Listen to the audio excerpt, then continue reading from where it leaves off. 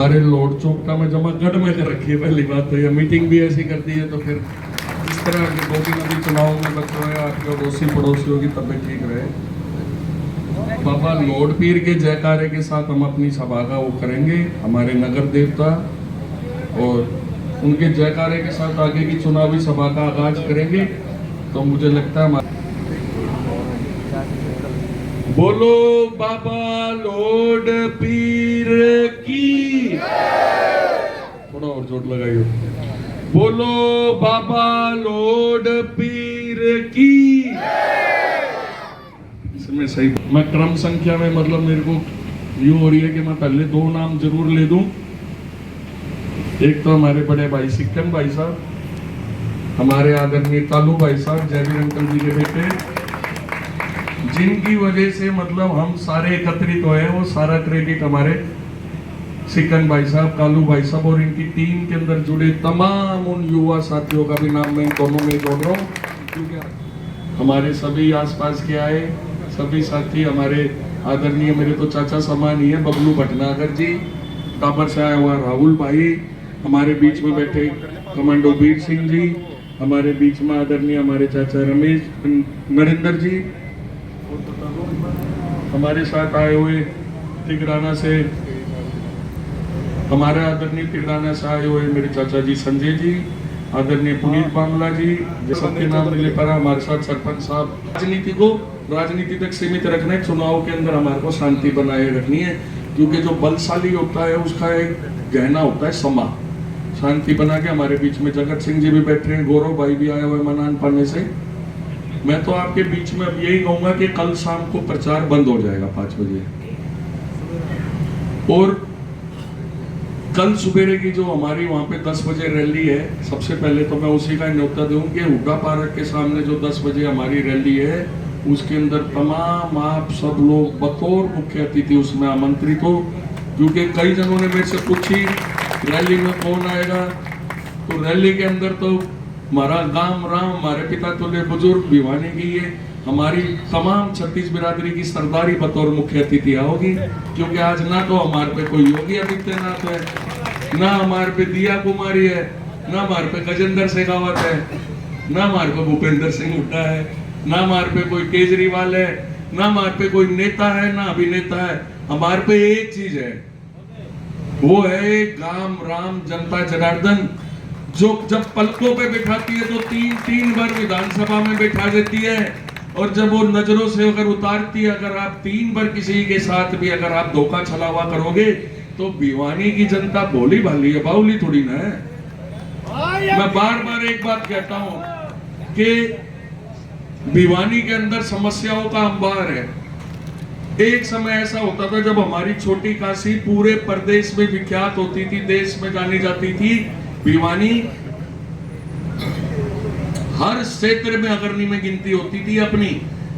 राजनीति के क्षेत्र में भिवानी को राजनीति का गढ़ माना जाता था। बड़े बड़े लालों के लाल आके भिवानी में लड़ते थे, और ये हमारे लोड चौकटा की वो पावन धरती है जहां पे आके जो सम्मेलन होते थे उनका डंका बजा करता पूरे हरियाणा में आवाज यहाँ से जाया करती थी। हमारा हरियाणा स्वास्थ्य की सुविधाओं में भी इतना बढ़िया था कि जब एक समय पे लोग दूर दूर से इलाज करवाने भिवानी आते थे। जो आज उद्योग धंधे उससे तो 1000 गुना बेहतर थे आज से 20-25 साल पहले। अनेक प्रकार की फैक्ट्री इंडस्ट्रीज होती थी, पीटीएम मिल, मोता फैक्ट्री, टीआईटी, रामा फैक्ट्री। और भिवानी अपने खेल खिलाड़ियों के लिए, अपने सराफा बाजार के लिए, अच्छे अच्छे पकवान के लिए, समोसों के लिए, और आप यूं मानिए कि भिवानी का अपने आप में हरियाणा में एक स्थान था। आज हम जिस भिवानी के अंदर रह रहे हैं वो आज एक भी क्षेत्र में अग्रणी में नहीं गिनती होती। ना तो हमारे पास राजनीति रही, ना हमारे पास भिवानी में उद्योग धंधे रहे, ना युवाओं के पास रोजगार है। और शहर की सबसे बड़ी समस्या जो मूलभूत सुविधा होती है, जो सरकार को देनी होती है, आज मेरे चांद पे जाने की बात कर रहा है, मंगल ग्रह पे नई खोज हो रही है, और भिवानी का एक गणमान्य नागरिक आज भी पानी की एक साफ बूंद की खोज में। कोई बात नहीं।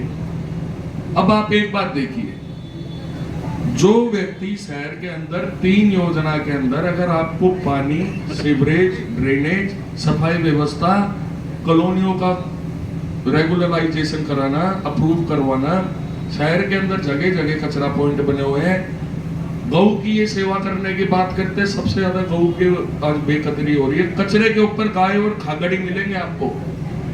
ना ही भिवानी में कोई IMT लाने की बात है।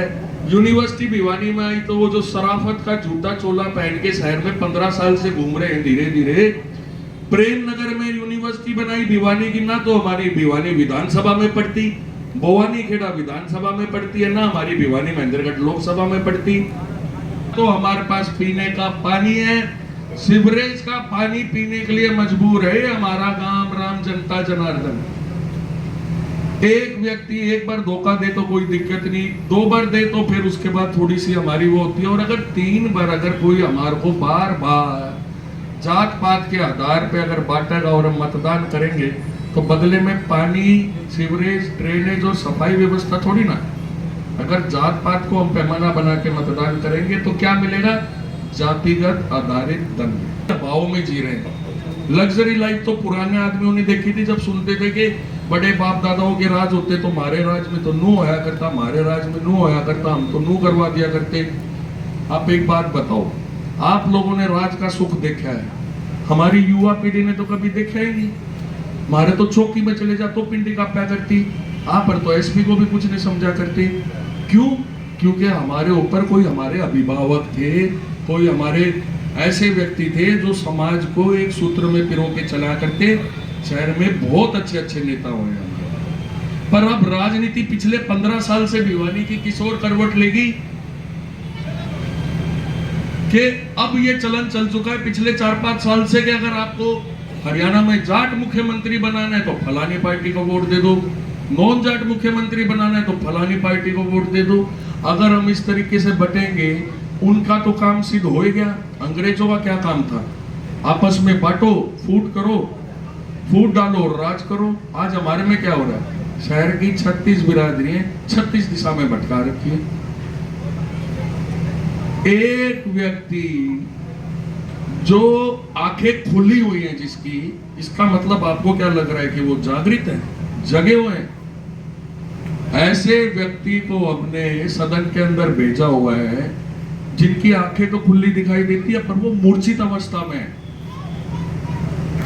जो व्यक्ति स्वयं अपने घर पे ही साफ पानी नहीं ला सकते पीने का, जिनके घर वाले बच्चे ही अगर सीवरेज का पानी पी रहे हैं और 2 बूंद बरसात आते ही बाग कोठी डूब जाए, तो मैं आपको एक चीज का वादा करता हूं मेरे बुजुर्गों, नौजवान साथियों, अब की बार सही बटन दबा के ऐसा काम कर दियो, बाग कोठी का पानी आपका बेटा निकलवाऊंगा, 100% निकलवाऊंगा। पिछले 50 साल पहले जो भिवानी में विकास हुआ था, उसके बाद भिवानी के अंदर कोई ऐसा प्रबुद्धशाली नेता सामने नहीं आया जो सदन में से भिवानी का हक छीन के लेके आए। हमारे साथ तो ये चीज हो रही है कि ना तो भिवानी के अंदर कोई रिश्तेदार आके राजी, अगर घूमने की बात हो तो जाके पहले उड़ा पारा घुमा करते। अब 2-3 दिन मेरे को एक दिन पहले बोला कि मेरे से कोई साथी बोला भाई मैं तेरे को जानता नहीं, वोट तो दे दूंगा, मिलेगा कहाँ? मैं बोला शिक्षा बोर्ड का नया गेट बना है बहुत सुंदर, उसके बिल्कुल सामने ही अपना मैंने भी नया मकान बनाया है, मैं वहीं मिलूंगा। बोला अच्छा, शिक्षा बोर्ड के गेट के सामने तो हम घूमने जाते हैं सैटरडे संडे को। तो ये हालात है अपने शिक्षा बोर्ड का गेट का, तो टूरिज्म वो बना रखा है पहले प्लेस। आज अगर आप लोगों के जीवन के अंदर आपने सारे खट्टे मीठे अनुभव देखे, मैं ये चाहता हूँ कि जो हमारी युवा पीढ़ी है, एक बार हमने भी तो राज सुख दिखा दो ना, एक बार सारे चख लेंगे तो फिर डटन ही भी हुई। जिस तरह और लोगों के जिन जिलों में आया हुआ है, जिन लोगों के बने हुए हैं समाज के अपने नेता, मुख्यमंत्री, मंत्री, उन लोगों की सारी सुख है। हम लोगों ने भी अपना ही बंदा बैठा रखा है। घनश्याम जी कोई भारतीय न्यारे थोड़ी ना है, ये तो मतभेद है, मनभेद तो है नहीं। हम लोगों ने वहां पे बैठाया, पर किसी उम्मीद से बैठाया, एक आशा और आकांक्षा की किरण देख के बैठाया कि घनश्याम जी जब 2005 के अंदर पहला चुनाव लड़े थे, उस टाइम पे वो गांव-गांव घूम के गरीबों की मदद करते थे, ट्यूबवेल लगवाते थे और बहुत सारे विकास कार्य करवाते थे। हम लोगों ने ये सोचा अगर ऐसा व्यक्ति हमारे बीच में आए तो जो बिना राज के भामाशाह की तरह कार्य कर रहे हैं, तो बनने के बाद तो क्या पता महाराजा अग्रसेन जैसा आज वो दिल दिखाए। अब देखिए समस्या ये है कि घनश्याम जी को पता चल गया है कि ये जो शहर की जनता है इनकी मजबूरी है मेरे को वोट देना। हम लोगों को बरगला दिया नेताओं ने किस चीज पे? आज हमारे यहाँ पे बैठ के चर्चा होती है देश को बचाना है, नरेंद्र मोदी जी को बनाना है, बहुत बढ़िया। फिर बात आती है कि प्रदेश का मुख्यमंत्री कौन बनाना है, फिर वही जिक्र चल रहा है।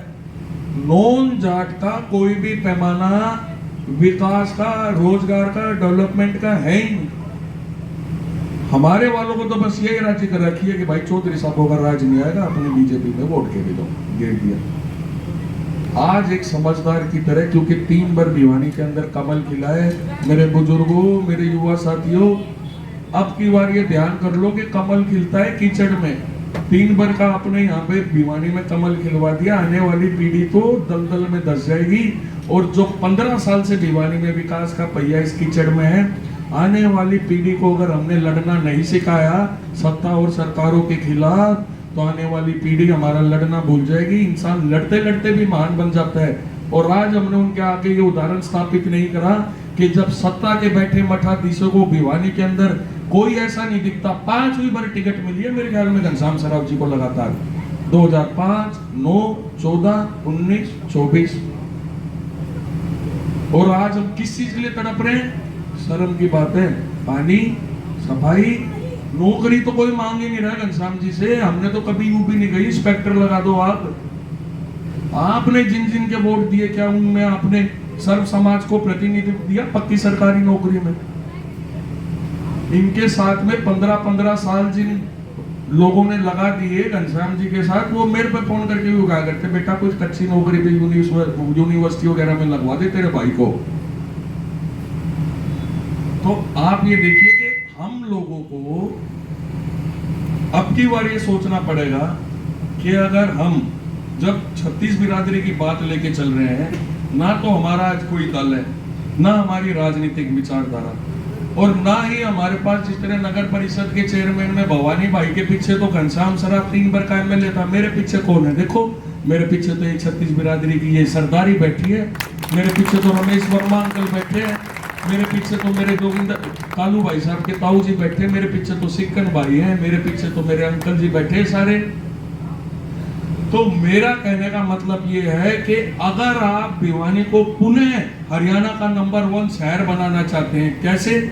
कि यहाँ पे सबसे पहले हम जो ये 16 पन्नों के अंदर जो भीड़ का इतना बड़ा जनसंख्या हर 5-5, 10-10 साल में बढ़ रही है, हमारे को ये शहर का बोझ कम करके शहर को एक्सपेंड करना पड़ेगा। नहीं तो आने वाली 2-1 योजना के अंदर जनसंख्या का विस्फोट होगा। सीवरेज की व्यवस्था भी नहीं है, ड्रेनेज की व्यवस्था भी नहीं है, पानी की व्यवस्था भी नहीं है। तो अगर 21वीं शताब्दी में हमारे पे ये सारी व्यवस्था नहीं है, तो अगर अपन व्यवस्था परिवर्तन करके स्वयं आप अपने क्षेत्र के और स्वयं युवा अपने भाग्य का विधाता बन के हम खुद अपनी भिवानी का विकास करेंगे, खुद पानी लेके आएंगे, हमारे 80% काम तो जब भी पूरे हो जाएंगे जब हम प्रधानमंत्री मुख्यमंत्री की राजनीति छोड़ के अब की बार कम से कम भिवानी के अंदर अपना एमएलए तो घर का बना लो, जिसे उसकी कान में कहो उसी सदन का बनाऊंगा। चाहे भिवानी के लोड चौकटे की बात हो, चाहे आगे शिवालय की बात हो, पीछे बंसी पाने की बात हो, राइट में राजान पाने की बात हो, लेफ्ट में पृथान पाने की बात हो, 16 के 16 फन्ना का नाम उठे सदन के अंदर 16 बार लेऊंगा, तो क्यों नहीं हमारे को हमारा हक मिलेगा? ये हमने पकड़ लिया इतना शरीफ आदमी, बैक बेंचर, सदन में भी सबसे पीछे बैठे हैं। सदन खत्म हो जाए जब मेरा पार्टनर के अच्छा मांग भी करनी थी। अगर हम अपने मुकदमे छोटे से 100 गज के प्लाट के लिए 100 बार सोच के वकील करते हैं, तो ये हमारा और आने वाली पीढ़ी का फैसला करने वाला दिन है 5 तारीख। अगर आपने बोलने वाला एक जागरूक व्यक्ति जो सबको एक विधायक जितना अधिकार देता हो, जो हर व्यक्ति को बड़ों का बेटा बन के रहता हो, जो युवाओं का भी छोटा बन के रहता हो, जो बच्चों के साथ भी अपने भाइयों की तरह बर्ताव करे, ऐसे हमारे बीच में से कोई एक मिडिल क्लास का व्यक्ति अगर सदन में जाएगा तो उसके ऊपर ये दबाव होगा तमाम 36 बिरादरी के उन नेताओं का कि तेरे को भिवानी की मांग रखनी पड़ेगी, और अब की बार भिवानी के साथ किसी ने हकों में छलावा करने की कोशिश करी तो आपका बेटा, आपका भाई अभिजीत लाल सिंह आपका हक वहां से छीन के लाने का भी मादा रखता है, अगर आप लोग मेरे पीछे खड़े रहोगे तो।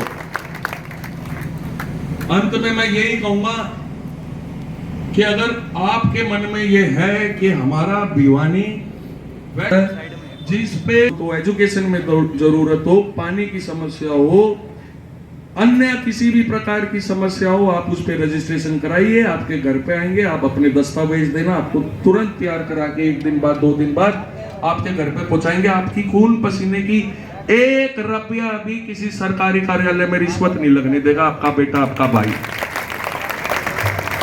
हर क्षेत्र के अंदर हमारी पहली चीज यही होगी, क्योंकि भिवानी का मास्टर प्लान सरकारों ने खो दिया है, आने वाले समय में हम स्वयं अपने भिवानी का निर्माण करेंगे। हम खुद ये देखेंगे कि कैसे शहर का लोड कम करके शहर से बाहर नए सेक्टर लाया जाए। 30 साल से कोई नया सेक्टर भिवानी में आया नहीं है। आज आप लोग चाह के भी अगर ये चाहो हम भी एक साफ सुथरी जिंदगी जिए, हमारी दोस्तों का सर्कल बना रखा है उसमें खुश, पर जब तक हम इस